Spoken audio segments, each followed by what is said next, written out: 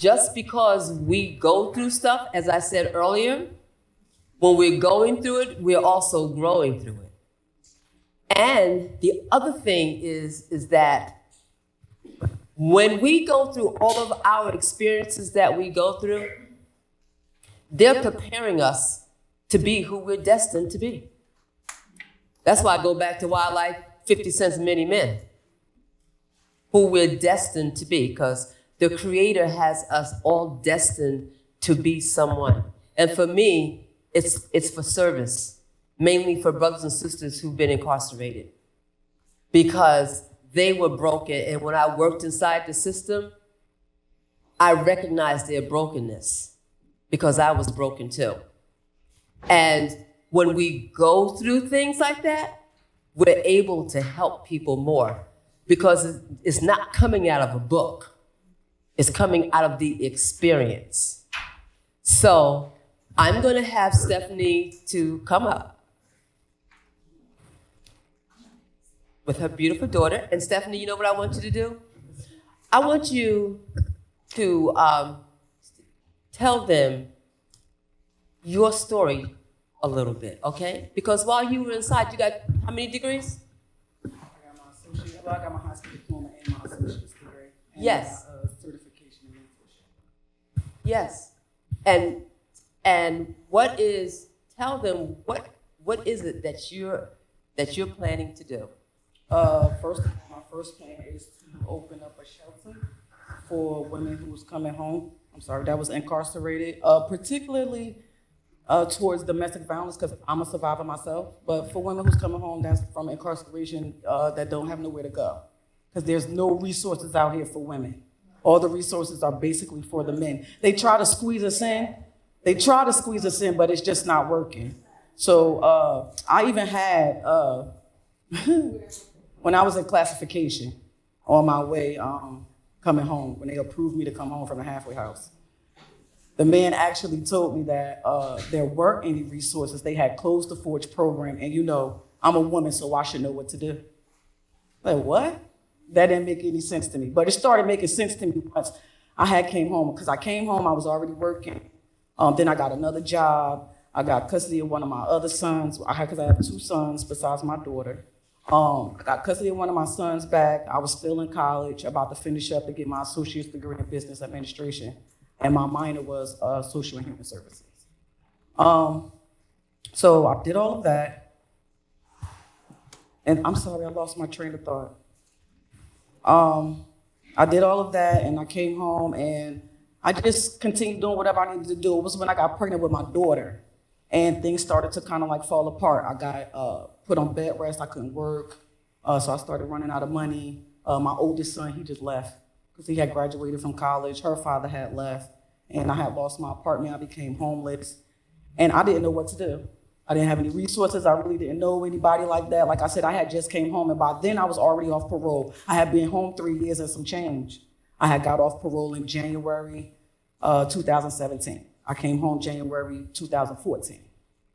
I kind of got into a frantic trying to figure out what I was going to do. My baby was about 2 or 3 months old. There's a guy, his name is Hassan Kirby. I'm not sure if anybody's familiar with him. Mr. Kirby is another awesome man. I was staying in the shelter, the Apostles' House, and he came there one day. He was doing a speech one day, and he actually knew who I was by name, not by face, but by name. He seen my name on the roster and asked to speak with me one day. Because after he did his speech there, he would come by and give like one-on-ones with some of the ladies who needed some mental health advice. And we were talking, and he knew about my story. I felt the men a little bit more, and that's when he introduced me to Miss Bay. It was this Miss Bay, there was another Miss Bay, there was another young lady. Her name is Patrice. She was me out a lot. And those team of women helped me to find some housing, find daycare for my daughter. It helped me with finding some employment and just being able to plant my feet in the ground so I could move forward. And I appreciate them for that. But so it's a lot that my daughter don't know about me, so I'm sure that she do here, she's going to be asking questions. She does not know that her mother was incarcerated before. She came very much so afterwards. I was a victim of domestic violence for 15 years. I was with my son's father from the age of 12 until the day I went to jail. I was 27 years old. I had stabbed. There's no self-defense law in the state of New Jersey, so I had to do time. I did 5 years. It's really 5 with 85, but I acted up a little bit, so I tapped into my 15%. Just being transparent, because things like that happen. When I first got arrested, I didn't know what to do. I had them killed this man. Although he did those things to me, I loved him. On top of, that was both my sons, that was their father, and I had just had my second son. He wasn't but 7 months old, so he doesn't even know him. So I was really, really, really bothered by what had happened. So I was acting out real bad. And then they had just took my children and threw them in the system. They almost got adopted off to a family I didn't know where they was going, where they were at. My older brother happened to stop his life. Stop his life. He had a lot of problems with his wife because he chose to do that. But he stopped his life, and he found my children, and he went and adopted my children for me so they wouldn't be lost in the system. A year into my incarceration, when I was getting ready to go to Clinton, unfortunately, my little brother got murdered in Indiana. Now, although what happened between me and my baby father had transpired and it affected me mentally, that killing of my brother broke me. So by the time I got to Clinton and then I went to his funeral, I just didn't know which way to go. I started falling into a depression in prison. That's the wrong place to be trying to be depressed at. But there was an awesome lady there. Her name is Dr. Wolf. I'm not sure if she's still there, but she helped me get through those times. And I started telling her about things that I always wanted to do. Because during my relationship, I wasn't allowed to go to school. I wasn't allowed to work. That's why I had no high school diploma. And when I tell you it was bad. Like, if I tried to leave him, he would find me. I've been to 2 safe houses and he's found me. Trying to run and things like it just wasn't happening. And when I did get the courage to actually get up and leave, he told me I was pregnant with my second son. So if he told me, I'm quite sure y'all know I couldn't leave, right? There was nowhere to go. So I just went through all of those trials and tribulations. During my incarceration, I decided that I wanted to go to school and obtain my GED. Almost didn't get it. I kind of had to play him a little bit because, you know, that algebra just ain't right. Just ain't right. So I was able to trick them a little bit, and by the time I got to the halfway house, I got approved to take the actual GED test, and I took it one time and I passed. Yeah. So that was while I was in Bo Robinson. That's like a stop before you actually go to the halfway house. When I got to the halfway house, I happened to be part of the first group of women that was allowed to go to college. They had just started allowing incarcerated people, period, to go to college. And I was a part of the first group of women. I was out in Patterson. I have Millicent Fenwick House. So I started at Passaic County College. So since I was in the halfway house almost 2 years, I basically left with my degree from there. But when I came home, I transferred to Essex County and I finished. I tried to finish my social and human services too, but I'm in the middle. I'm going back in the spring now and finish that off because it's some different directions I want to take. I do cook. I'm into food. I love to make people happy. I love to make people full. I know that food makes me dance. I hope that it makes you dance. So 2 of my main goals are to, like I said, I want to open up a transitional housing shelter for women that was incarcerated and coming home and be able to give them resources and help with everything, housing, employment, getting their children back, all of that stuff, advocate for them, whatever that I need to do. And I also, because I love to cook, I would like to open up a food truck, but it would be more of a safe zone.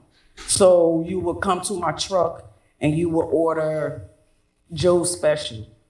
I would know that you need help. When you order that particular, I know that you need help. And then when I give you your order, it would be directions for you to do. So those are 2 of my main goals. That's just a little bit of the story. Thank you. Don't leave. Yes, don't. I don't want you to leave yet because. Okay.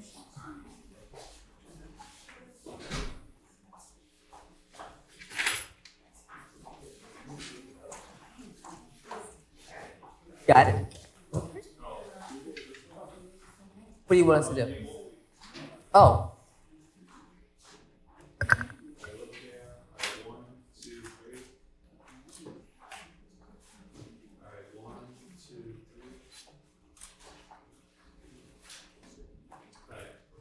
Thank you. And you know why I'm so proud of this young woman here? Because she told you a little bit about her story, right?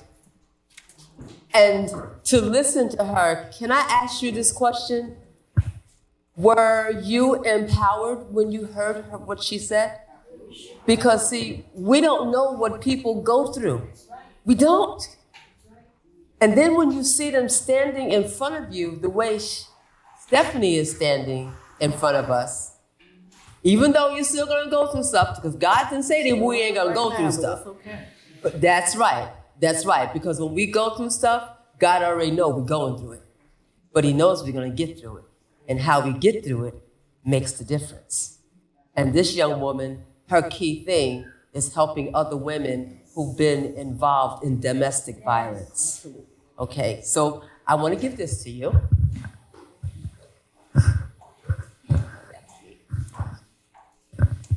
First off, this is the songs that I'll be playing today. It's not 50 Cent.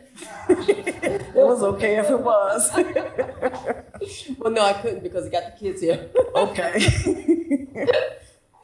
But this is coming from the Newark Municipal Council. It's commending Stephanie Miles, returning citizen and guest speaker. Thank you, Ms. Bay. Yes. And it says, I appreciate you. Thank you. I appreciate you. And it says, we the members of the Newark Municipal Council would like to congratulate Stephanie Miles on being a Television Women's History Month honoree. The government body would like to extend a heartfelt thank you for serving our community. Thank you. We're not finished. This is coming from Mayor Baraka. Okay. And he says, congratulations on being the guest speaker at the 2025 Annual Women's History Celebration Program sponsored by television. This year's theme is God favors you. That's right. God favors you. Yes, your positive impact has been evident. Women's History Month is an important event in the city, state, and nation. As a returning citizen, and your work to empower women who have been incarcerated and are trauma survivors is commendable. As a woman, we are proud of your work, and you're speaking directly to what can be accomplished through determination, faith, commitment, energy, and efforts. You are an inspiration to the residents of the entire city. As mayor of Newark, I am proud of your contributions to our returning citizens community. I am proud you are the guest speaker today. I know your message is powerful, and we are proud to recognize you today. All the best. Sincerely, Ras Baraka, Mayor. Can I just say one thing about the thing about God favors you? I want to say that I appreciate being here with all of you guys today. Again, I'm very, very big on being transparent. When Ms. Bay had originally asked me to be the guest speaker, I was very excited. Like, oh, me, I'm honored. I'm going through some things with my health, and I was not supposed to be here today. So I asked her, I didn't want to commit to it and couldn't be here. But I told her if I could be here, I could. And Allah made it possible that what was supposed to be done today, I don't have to do until Monday. So I made sure I showed up today. And I appreciate being here with you ladies.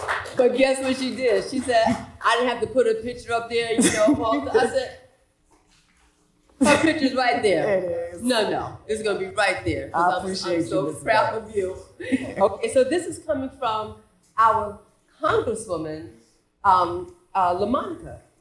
Okay? And this is what she says. She says, I am pleased to congratulate Stephanie Miles on her prestigious recognition by the television's organization in this year's celebration of Women's History Month.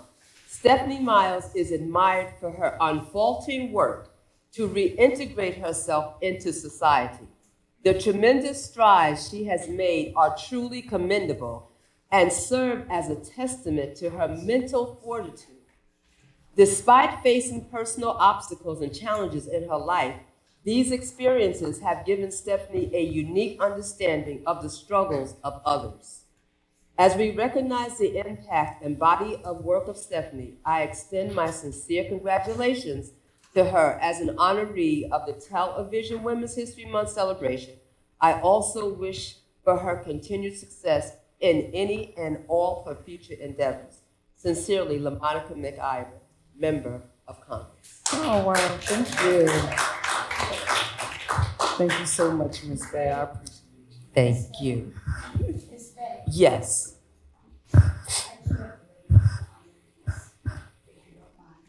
Oh. I actually wrote letters from the mayor as well, and Vanessa was so, such an inspiration and see these ladies with the stories.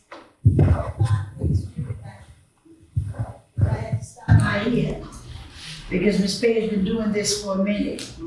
And a lot of times we don't recognize the people that we should because we're so busy looking at the folks' names up in lights and trying to stand with them. But these women in here are actually the greatness of our community because they've withstood some circumstances that some of us could never ever not just endure, but at the same time, they need us. They need to see us loving them. They need to see us supporting them. And we should not be sitting in the seat of judgment because the Bible declares that we all have fallen short.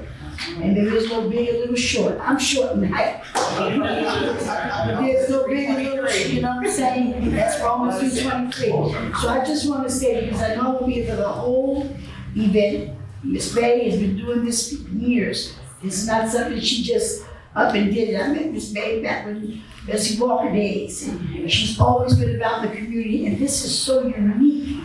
This is a unique, and I really pray that if God allows me to live, that when you do this again, that I can help sponsor or help create something for you to be able to make it bigger than. No, we can do that, Councilwoman. Come on up. Come on up. Because, I was not expecting her to be here. And I'm very grateful to you. You know I love you. I'm very grateful to you. Yes.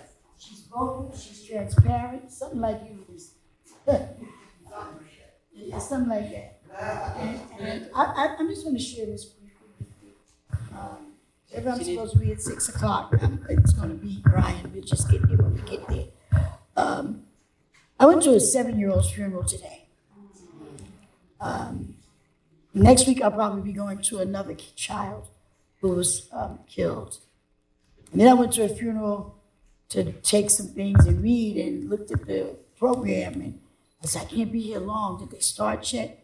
They said, what you mean you can't be here long? You're doing the eulogy. I mean, it's funny, but a month ago, grandmother called, and so much time it went by while I was waiting on the day. I say that to say time is short. And when a sister like this comes up here and tells you how she has gone through the storms that she has gone through and is sitting here in this space, in this place at 140 Sussex Avenue, we should be screaming to the top of our lungs the celebration of her life, because she's living and she's not an example of the results of what could have happened to her life by us mourning her and her children being left motherless. Y'all ain't saying nothing.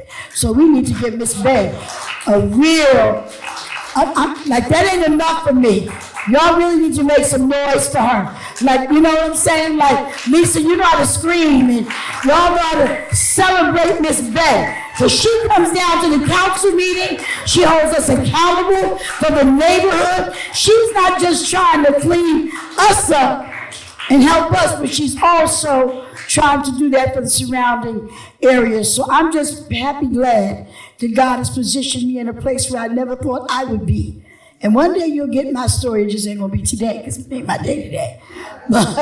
But congratulations to all the honorees. Yeah. Vanessa on her way, and Vanessa and her daughter are on her way. I'm gonna try to hang out. But listen, to this mouth almighty, tongue everlasting, to this humble little sweetheart over here, to this young lady who we know will do what needs to be done when it needs to be done for our children. And for you, warrior, come on and let's make some noise around the table for this year's honorees for television. Come on, I'm here on behalf of Reverend Roundtree, but the city of Newark is represented in this house, not just by paper, not just by letters, but by position and power. So Lisa, I know you're here for that one over there. I know you're here. I'm surprised the television lights ain't up in here. I'm gonna just read, and poor Vanessa, I really wish Vanessa was. I know you saw me last week, ain't no telling where you saw me though, but I'm good with it now. 30 years ago, I'd be like, where was I? Look, as councilman at large, it is my pleasure to honor and congratulate you. I'm going to jump down to the last paragraph, Stephanie. And it says, I know you will continue to be an inspiration to us all, and that your greatest days are in front of you. May God continue to bless you in all you continue to do. Once again, congratulations, and may this day be a most memorable one. Sincerely, Reverend Louise Scott Roundtree. Let me have one for the lady who don't know she's getting something. Poor Brian, he's working. Miriam Bay, we salute you today. I need the mayor's letter, and I need my letter.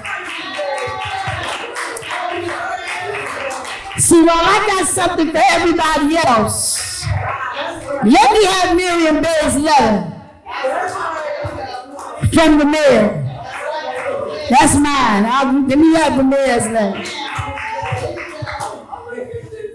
Because it says, let the least among you serve you. I will always want to be counted as the least, because I know as long as I'm serving, that God will bless me. You have been a light in the community when people wouldn't turn on the switch. You know, they got these lights now that you just walk in the room and they come on. You don't need a switch. The light that emulates through you, Miss Bay. I want to let you know that all that you've gone through, all that you've helped people through, and all that you continue to stand for and fight for, God has never left you. God will continue to be with you. You continue to hold your head up and fight for the least of these. Because as Jesus spoke in the Bible, when you've done it unto the least of these what's not right, you've done it unto God. So when they get hungry that came home, you feed them. While they're in jail, you reach out to them. So when they come home, you greet them. When they are thirsty, you give them drink. And when they have no clothes on their back, you find something for them to wear. So we honor and salute you today. And I need her letter from the mayor.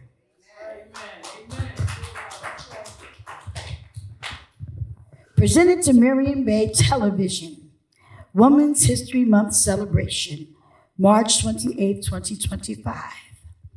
As mayor of the city of Newark, it is my pleasure to honor and congratulate you as we celebrate the Television Women's History Month. The mayor states, I applaud you, Miriam, for your diligence and devotion on every level.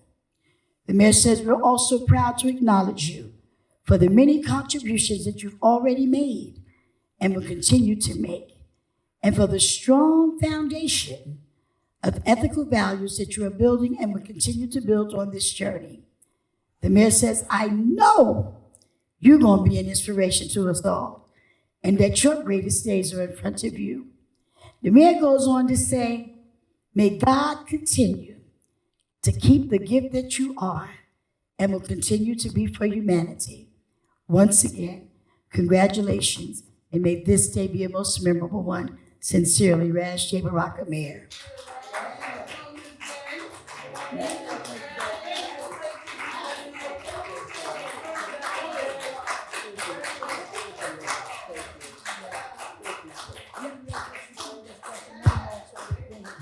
So on behalf of the Newark Municipal Council, while she presents resolutions to you, your name are not the only names going down in the history of the city of Newark.